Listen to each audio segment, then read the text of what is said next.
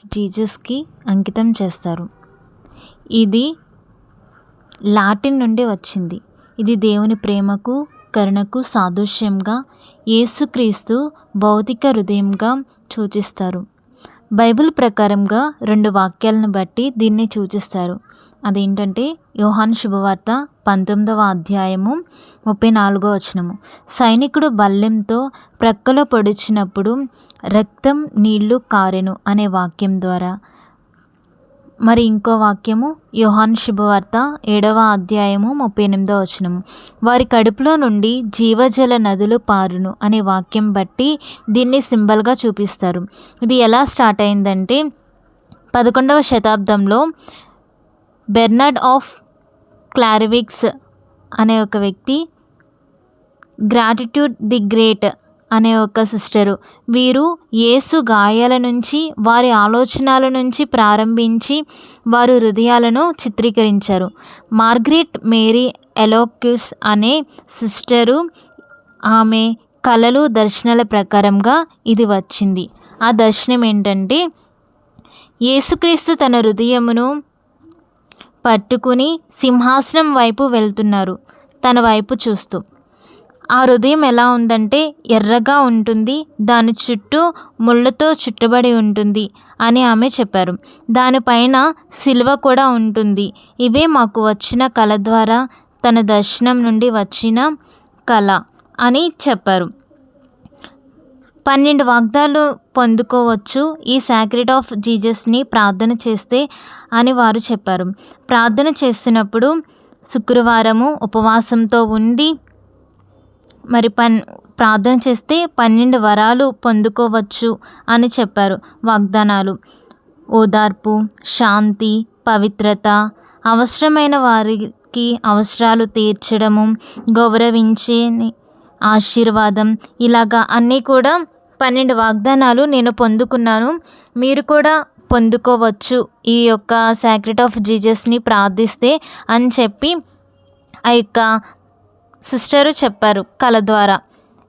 Holi community తీసుకుని ఈ యొక్క ప్రార్థనలు చేసి తీసుకోవాలి అని చెప్పారు. ఆవిడ చనిపోయాక ఇది పాపులర్ అయ్యింది.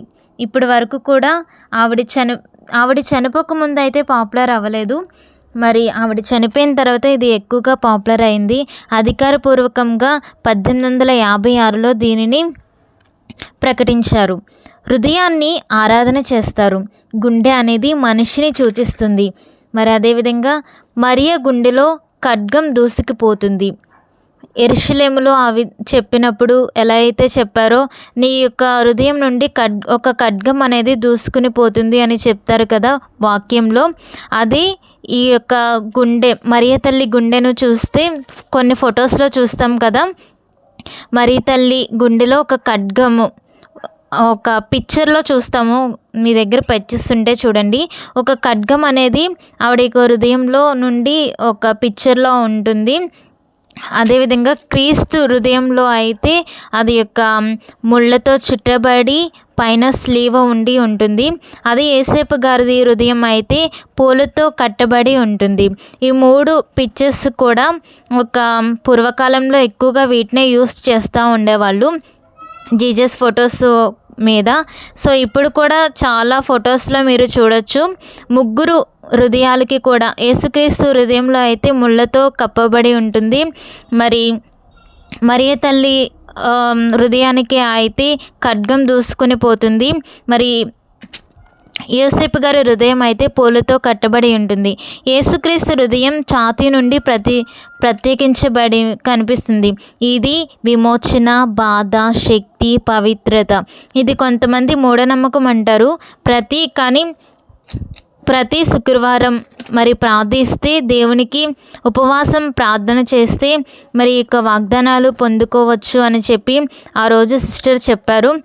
అందుకనే క్యాథలిక్స్ అయినటువంటి మనము ఎక్కువగా ఈ జూన్ నెలలో మరి sacred of Jesus, the solemnity of the most sacred heart of Jesus, ఇది దేవుని ప్రేమకు కరుణకు సాదృశ్యంగా ఈ యొక్క జూన్ నెలని మొత్తాన్ని కూడా మనము పాటిస్తాము.